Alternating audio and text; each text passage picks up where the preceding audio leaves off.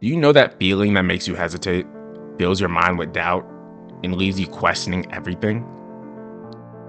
I know it all too well. Fear. It's arguably one of the worst feelings in the world, right?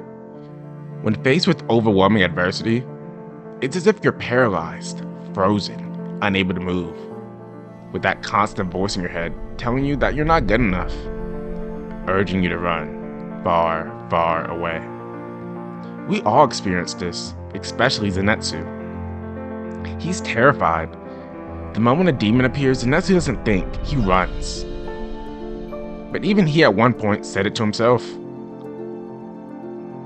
I don't have the luxury of being afraid anymore. Fear, like any other emotion, isn't something that will magically disappear. It lingers, waiting for the right moment to creep in and paralyze you. You can't ignore it and hope it fades away. It's a part of you, woven into your very being. And sooner or later, you have to face it. The real question isn't how do you get rid of fear, it's how do you live with it?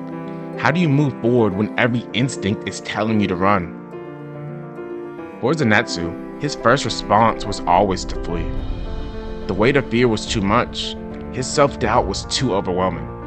He convinced himself he wasn't strong enough, that he wasn't capable of standing his ground. And in many ways, he was right. He wasn't ready. He didn't have the confidence, the belief in himself. But when he had no choice, when there was no escape, something strange happened. His body took over, his training took over, and his true strength, the one buried beneath all his self-doubt, finally had a chance to emerge. And how did he do it? Well, he fell asleep. In that unconscious state, his mind was finally at peace. He could no longer second guess, no longer hesitate, no longer cripple him with the thought of failure. And in that moment, his true ability shined. His fear was never proof that he was weak. It was simply the thing blocking him from seeing how strong he truly was. And just like Zenitsu, your true strength comes out when fear doesn't have a chance to control you. Think about it. How many times have you let fear hold you back?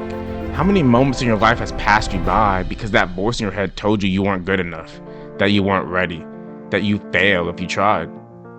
Fear convinces you to stay where it's safe, to run before you even give yourself a chance. It makes you hesitate, second guess, and overthink until the moment is gone. But what if, just for a second, fear wasn't in control? What if it didn't have the chance to hold you back? What if instead of listening to that voice that tells you to run, you listen to the part of you that wants to move forward? The part of you that knows you're capable, even if you don't fully believe it yet. Fear will always be there, it's never going away. But strength isn't about being fearless. It's about not letting your fear dictate your actions. Zenitsu didn't magically stop being afraid. He was terrified in every battle, but he learned that fear doesn't have to be the thing that paralyzes you. It doesn't have to be the thing that controls your choices. And the same is true for you. There will be moments in your life where fear tells you to back down, where it tries to convince you that you're not strong enough, not skilled enough, not ready enough. And maybe in those moments you feel like running.